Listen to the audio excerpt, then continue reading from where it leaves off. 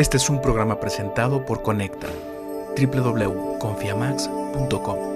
Amigas y amigos, gracias por estar con nosotros. Hoy vamos a hablar de un problema muy serio en México, que es el trastorno por déficit de atención, también conocido como TDAH, porque quiere decir trastorno por déficit de atención e hiperactividad.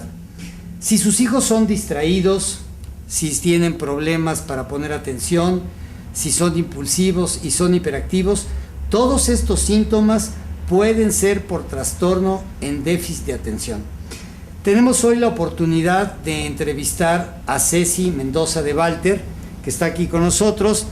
Ceci es escritora de un libro que se llama Mi hijo tiene déficit de atención y ahora qué hago, y es, además de autora de este importante libro, es madre de un muchacho que tuvo y tiene déficit de atención, porque según entendemos el déficit de atención no se cura, se controla y se maneja mejor o peor dependiendo de cómo se trate, sí, pero es un problema que pertenece inclusive, que va desde la infancia hasta la edad adulta. Ceci, muchísimas gracias por estar con nosotros. Quisiéramos preguntarte, ¿cómo te diste cuenta que tu hijo tenía déficit de atención? Bueno, primero que nada, Rafa, gracias por invitarme al programa.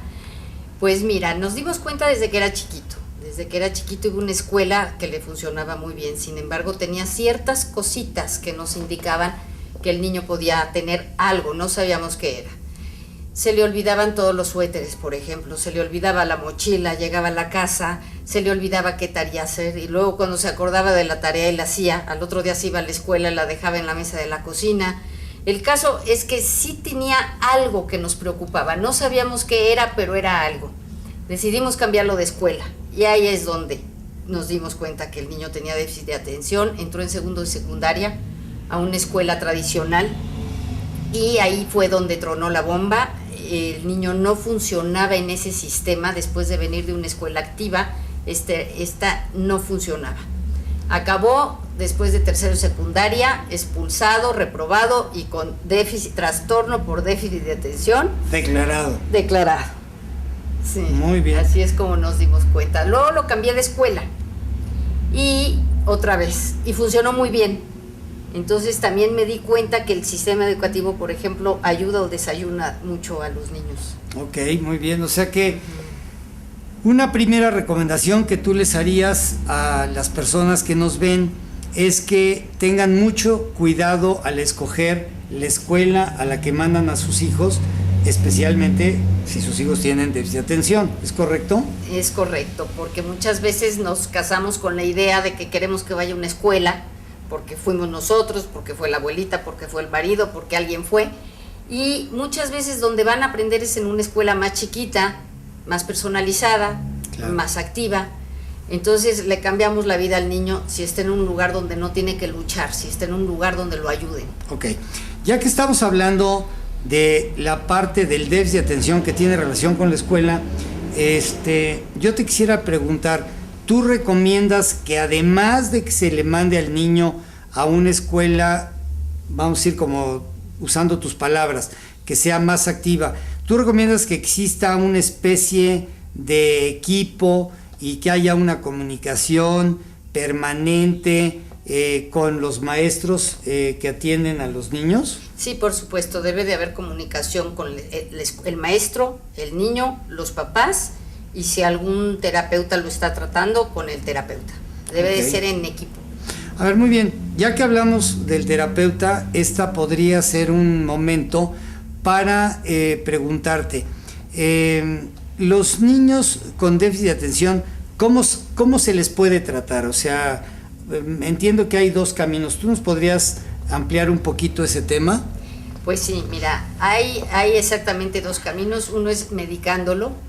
Es algo muy delicado, porque si el niño necesita el medicamento, adelante, pero no todos los niños necesitan el medicamento. Correcto. Entonces, ¿para qué darle a un niño que no lo necesita? Y desde luego tú recomiendas que cuando se trata de casos como esto, siempre sean bajo la supervisión de un médico especialista, que puede ser un psiquiatra, un neuropediatra, un psicólogo, un pediatra, en fin, pero siempre bajo las indicaciones de un especialista. ¿Cuál sería la otra forma? Además de ya haberse hecho los exámenes que le haría un especialista para estar seguros de que tiene déficit de atención.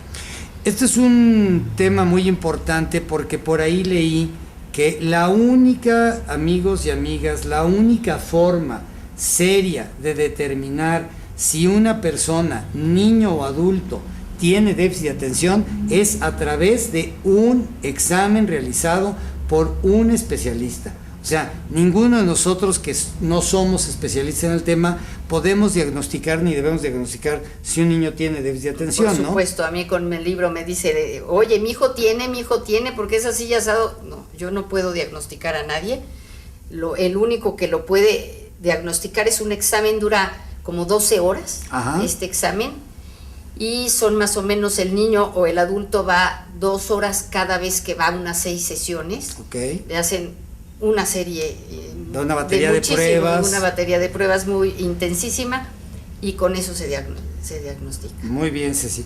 Muy bien, Ceci, si no tienes inconveniente vamos a pasar a otro tema. A mí me gustaría preguntarte, ya hablamos de cómo detectaste que tu hijo tenía déficit de atención, ya hablamos de que lo tuviste en una escuela más activa, ya hablamos de la comunicación que tiene que haber entre hijos, padres, el niño obviamente y la familia en general, que se constituye una especie de equipo. ¿Podrías decirnos ahora, por ejemplo, hablarnos de la alimentación que deben de tener los niños que padecen déficit de atención? Sí, porque es un papel súper importante. De hecho, muchos doctores tratan a los niños únicamente con los alimentos que comen. Mira. O con los suplementos que les dan, de esa forma, no puedo decir curan al déficit, pero aprende el niño a manejar su déficit. Perfecto. Lo maneja mejor.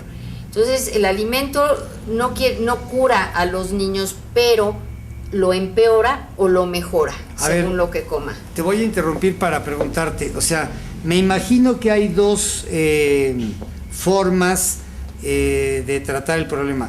Una es evitando darles ciertos alimentos y otra es promoviendo darles otros. ¿Cuáles son los alimentos que tú recomendarías no darles a los niños que padecen el trastorno por déficit de atención? Mira, yo les quitaría, los niños son muy sensibles, entonces hay alimentos, por ejemplo, como el trigo, el gluten, que pueden ser alérgicos los niños, y al tener una reacción alérgica se puede confundir con el déficit de atención. Los colorantes, por ejemplo, el azúcar, si le das mucho azúcar al niño, no quieres que sea hiperactivo, le das de desayunar un cereal muy azucarado, que además tiene colorantes. Eso desayuna el niño, llega a la escuela a las 7:30 de la mañana y el niño es un torbellino. Claro. Y realmente a lo mejor ni siquiera tiene déficit, a lo mejor es únicamente la reacción a ciertos alimentos. O sea, está sobreestimulado. Les da una hiperactividad, por ejemplo, el azúcar, una hiperactividad negativa en lugar de una hiperactividad positiva, ¿no? Ok. Entonces, amigas y amigos, lo que nos dice Ceci es que, concluyendo, son 3 cosas las que debemos tomar nota que hay que evitar. Son saborizantes, colorantes, en general alimentos procesados y azúcares en exceso. ¿Qué alimentos sí recomendarías que tomen los niños que padecen el trastorno por déficit de atención? Mira, hay 4 alimentos que son muy específicos para el cerebro y precisamente sirven para ayudar a la comunicación de las células, las neuronas, la transmisión de información. Esos son las 4 estrellas, son ácidos grasos esenciales. Ajá. Que los conocemos como omegas. Claro. Los aminoácidos. Antes de que me digas de los aminoácidos, ¿por qué no le dices al público dónde puede encontrar, en qué alimentos pueden encontrar los omegas, por ejemplo?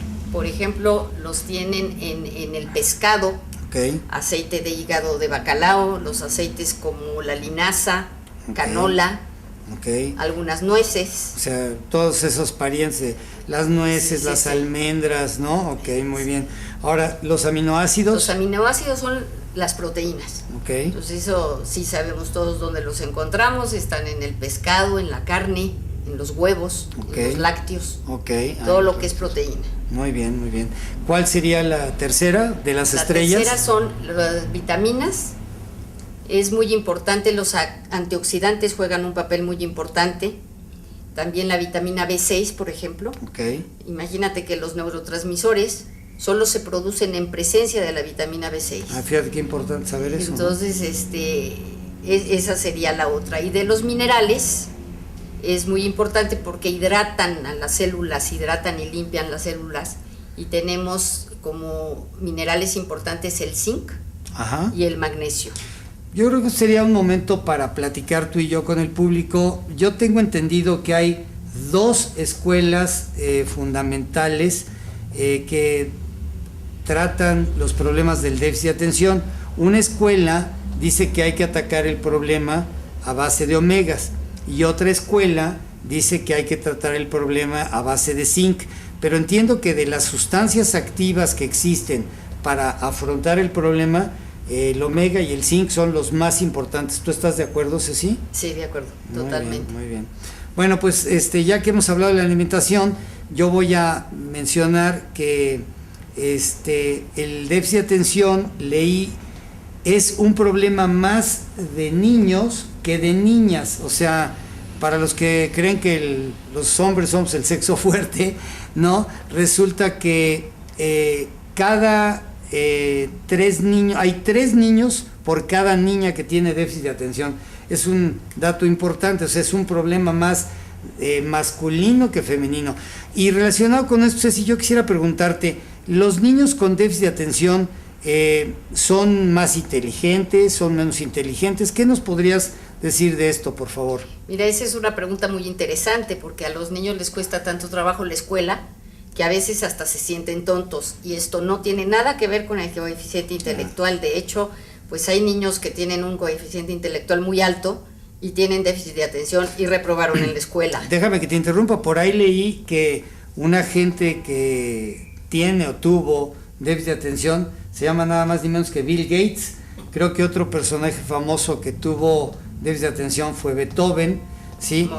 Mozart, entonces, fíjate, o sea que hay Winston Churchill, o sea, hay gentes muy importantes dentro de nuestra historia que han padecido déficit de atención y pues de tontos no tienen nada, ¿verdad? Sí. Oye, y relacionado con este tema también de la capacidad, entonces, pues retomando un poquito lo de las escuelas, hay que trabajar sobre los métodos de estudio. O sea, si los niños con déficit de atención no tienen problemas de capacidad intelectual, ¿sí? ¿Qué recomiendas que hagan? ¿Qué recomiendas que hagan tanto los padres como los niños? Mira, en primer lugar, atacar el problema, claro. Estar consciente de que es un problema que hay que resolver. Claro. ¿Cómo se resuelve? Se resuelve aprendiendo estrategias para manejarlo, porque no se cura, se resuelve. Entonces, la escuela, debes de estar contento con la escuela, y es un sistema activo el que yo recomiendo, con poquitos niños por salón, con clases cortas. Y bueno, ya hay unas escuelas que te ponen música clásica para aprender y todo eso sería extraordinario, pero también existe. Entonces hay que entender cómo el niño aprende, porque hay muchos que aprenden de forma visual, otros de forma auditiva y otros de forma kinestésica, que es con el movimiento. A ver, si tú dominas ese tema, qué bueno que lo traes a colación. ¿Por qué no nos explicas un poquito esos 3 tipos de... Mira, por ejemplo, en una escuela tradicional te dan una clase de 50 minutos hablando el profesor de forma oral. El niño se da cuenta que a lo mejor los primeros 5, 10, 15 minutos puede poner atención, pero al rato solito, aunque quiera, ya se fue, ya empezó a pensar en qué va a ser el viernes, en qué va a haber de comer en su casa, y ya se fue.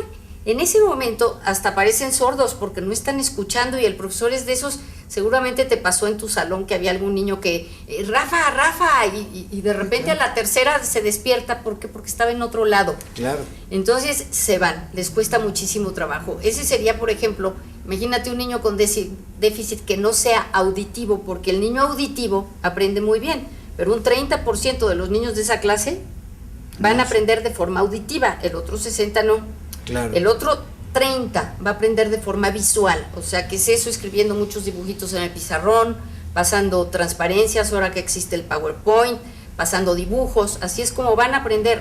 Cada quien percibe el mundo diferente y este es a través de los ojos.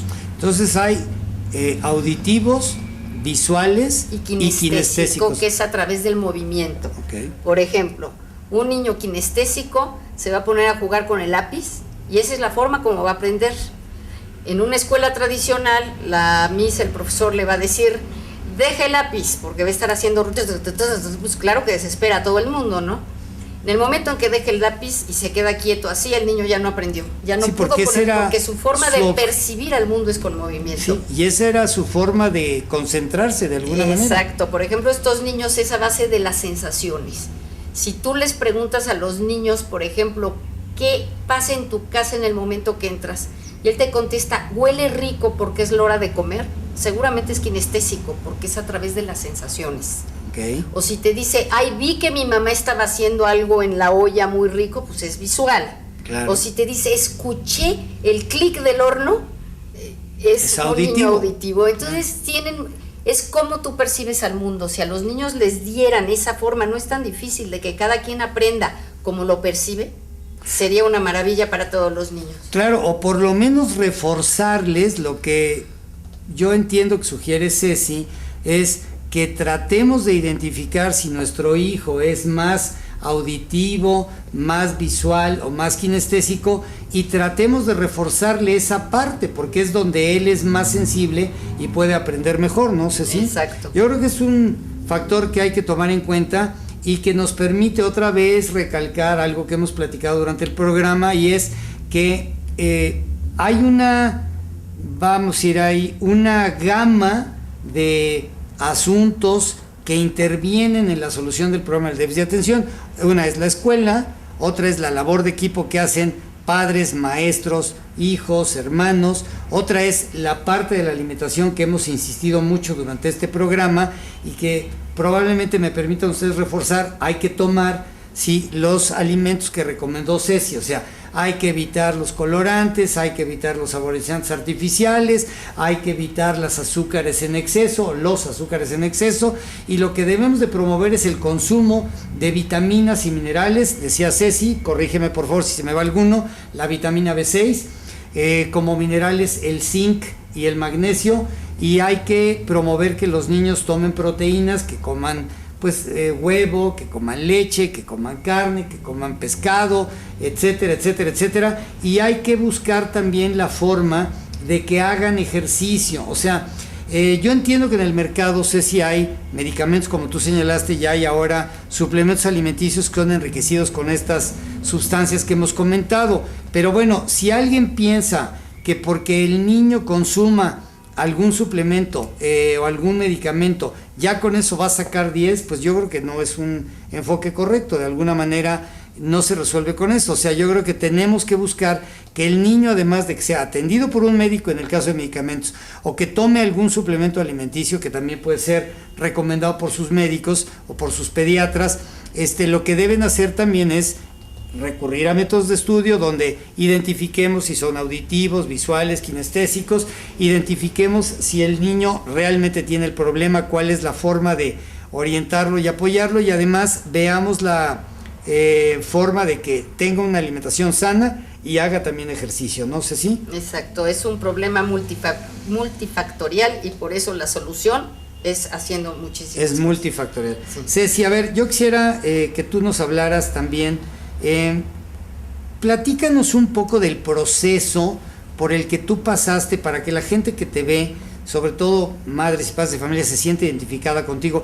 ¿Cuáles fueron tus experiencias más vívidas, más intensas, más importantes que tú quisieras platicarle a la gente para que pongan atención en eso y sobre eso vayan buscando soluciones al problema del déficit de atención? Bueno, mira, nosotros en primaria, digamos que ni cuenta nos dimos, fuera de esos detallitos que te mencioné. Después, cuando lo cambiamos a la otra escuela donde no funcionó, fue un desastre. La familia se desequilibró totalmente, vivimos una experiencia horrible, súper negativa, por eso decidí escribir el libro. Después de tanta investigación dije, bueno, por lo menos tratar de ayudar a alguien para que no tenga que pasar lo mismo que pasamos nosotros. Lo más triste de todo fue la autoestima del niño, cómo perdió en ese sistema toda su autoestima. Lo cambiamos a una tercera escuela donde hizo, digamos que prepa, y ahí le fue maravillosamente bien. Entonces ahí te puedo decir que fue un happy end, porque a la hora de estar en un sistema donde sí aprendía, haz de cuenta que era un sistema para él, aprendía muchísimo, buenísimas calificaciones. Otra característica de los niños son buenos líderes. Okay. Entonces aquí en ciertas escuelas viene un lidercillo y a veces hasta le tienen miedo al niño. En cambio aquí le ven esas características y lo saben canalizar para bien. Okay. Entonces ahí con los métodos de estudio que tenían, pues sí aprendió. Te digo que nunca volvió a tener problemas. De hecho, cuando nos llamaban para decirnos, decíamos, no, ustedes no entienden, es caro, o sea, no podíamos entender las maravillas que hablaban del niño después de la escuela anterior. Entonces, para mí es muy claro que el sistema educativo puede ayudar. Ajá. Es igual que la alimentación, te puede ayudar o a empeorar la situación. Y tú como madre, o sea, ¿qué le dirías a una madre, además de todas tus recomendaciones que son muy importantes para la parte del sistema educativo? ¿Qué le dirías a una que haga qué? O sea, ya dijiste una cosa muy importante que fue, pues, que acepte que tiene el problema, ¿no? Que lo afrente. El problema. Pero, ¿qué otra recomendación le dirías ahora sí que de mamá a mamá? Pues enfrentarlo y atacarlo. Entonces, en primer lugar, entiende a tu hijo, porque de verdad no lo quiere hacer adrede. Él se quiere portar bien, él quiere estudiar, él quiere poner atención y no puede. Entonces, lo peor que necesitan, ya la regaron, y llega la mamá, escuincle, ¿no? Él ya sabe que ya la regó. Mejor ayúdalo a resolver el problema en el que ya la regó. Claro. Entonces, muy importante aprender sus estrategias durante la vida, porque como no se cura, eso es lo que tiene que aprender. O sea, cómo poner las cosas para que no se le olviden. Okay. Por ejemplo, manejar una agenda. Les sirve muchísimo, son súper activos estos niños, entonces les sirve muchísimo tener un horario lleno. Llegan a la casa a tal hora, tiene que estar muy estructurado, de tal hora a tal hora se come, de tal hora a tal hora se juega, de tal hora a tal hora se hace la tarea, de tal hora a tal hora si toma una clase de karate, que esa es otra parte que les hace muy bien, ese tipo de deportes, porque los enseñan mucho a centrarse. Okay. Y eso es muy bueno, organizarse, aprenderse ciertos movimientos, ¿no? Cómo controlar tu cuerpo. Sí, entonces, pues eso es lo que yo le podría aconsejar. Muy bien. A lo mejor puede tener también otro respaldo, que le dieran en otro lado técnicas de estudio, por ejemplo. Sí, yo creo que esa parte es muy importante porque yo creo que en México tenemos una importante área de oportunidad para mejorar la educación de todos nuestros hijos. Y esto no va, el comentario no tiene ninguna intención más que, pues, que los padres de familia tomemos conciencia de esto y que de verdad busquemos la forma de ayudarles a nuestros hijos. Si sirviera de algo la anécdota que les voy a contar, mis hijos no tenían problemas en la escuela, sin embargo, yo tenía un maestro que iba a mi casa cada semana y les daba clase de matemáticas.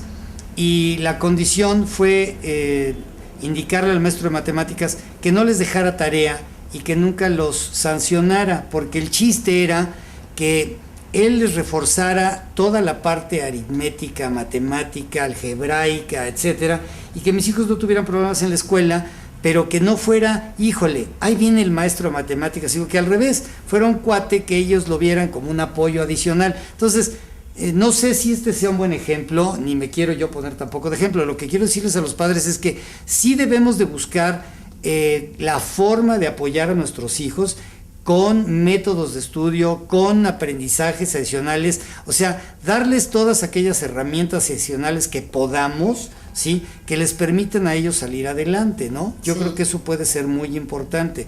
Tú has insistido mucho en esto de los métodos de estudio, has insistido en la alimentación, has insistido en la comunicación entre los maestros, y lo repito para que de veras tomemos una nota muy, muy cautelosa de todos estos elementos que van a resultar en beneficio de nuestros hijos, ¿no? Otra cosa que yo haría, y la pondría en un lugar importantísimo, es, señoras, cuiden la autoestima de su hijo, no dejen que nadie se la quite, porque lo que el niño, como el niño se percibe, es lo que él va a hacer en la vida cuando sea mayor. Claro. Entonces es importantísimo. Yo de hecho hay un término para mi libro que se llama niños más, trátalo más y no menos. ¿Por qué se llama más? Porque le pongo marco de atención selectiva.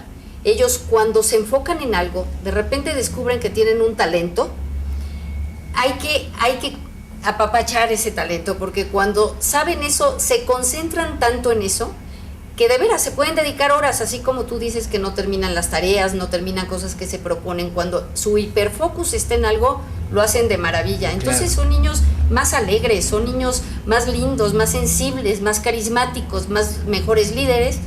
Entonces no hay que tratarlos como menos. Claro, nos cuesta más trabajo educarlos, nos cuesta más paciencia, pero yo le llamo niño más. Sí, y yo creo que una vez más, es por desconocimiento, no es que tampoco un maestro no tenga la intención ni quiera apoyar a un alumno, seguramente lo haría con la mejor de las disposiciones. Lo que pasa es que tampoco el maestro está consciente de que ese niño tiene un problema de déficit de atención, o sea, lo que cree es que es flojo, que es distraído, que no le interesa la materia del maestro, y no hay tal. Yo creo que tenemos que identificar estos problemas de déficit de atención en los muchachos, en los niños, cuando sea el caso de las niñas, que ya quedamos que son el sexo fuerte, ¿sí? Para que podamos establecer esa comunicación con el maestro, y entonces el maestro por su lado y nosotros, claro, nosotros tenemos el papel más importante. ¿Por qué? Porque nosotros como padres somos quienes debemos apoyar primordial y fundamentalmente al niño, ¿no?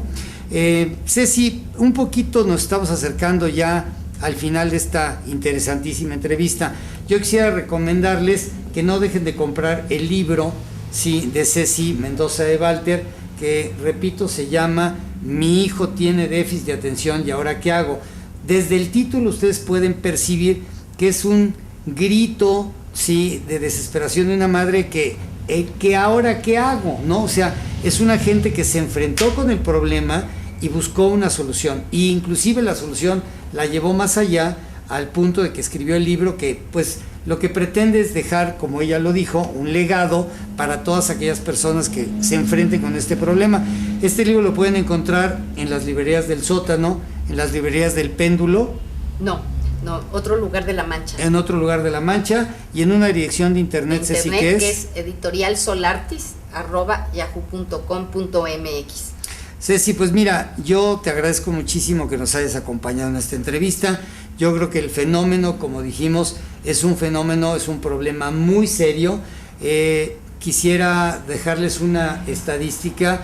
Se supone que entre el 3 y el 5% de los niños en México pueden tener déficit de atención. Entonces, pues si ustedes lo miden en términos de la población infantil, pues es un número muy importante, y que a lo que nos lleva es hay que atender el problema, ¿sí? Hay muchas formas de atenderlo, como todas las que nos recomendó Ceci.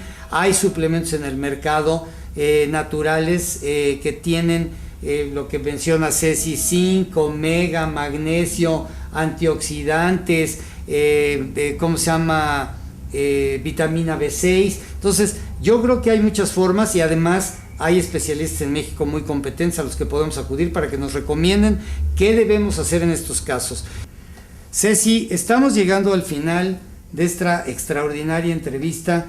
Yo quisiera rogarte que le hicieras a nuestro público tu última recomendación. ¿Qué le recomendarías a todos los padres que tienen este problema con sus hijos? Bueno, primero que nada, compren mi libro. Es la historia de mi hijo Charlie, pero no es la historia, es la historia de millones de niños que padecen déficit de atención. Claro. Entonces, hablando otra vez a lo que me preguntabas, pues yo lo recomendaría: primero, aceptar el problema. Claro. Segundo, ser muy tolerantes. Claro. Y tercero, una labor de equipo entre médico, papás y escuela e hijo. Muy bien, Ceci, pues muchísimas gracias. Soy Rafael Cruz Guerrero. Tuve el gusto de compartir esta entrevista con Ceci Mendoza de Walter, y nos vemos en la próxima. Muchísimas gracias.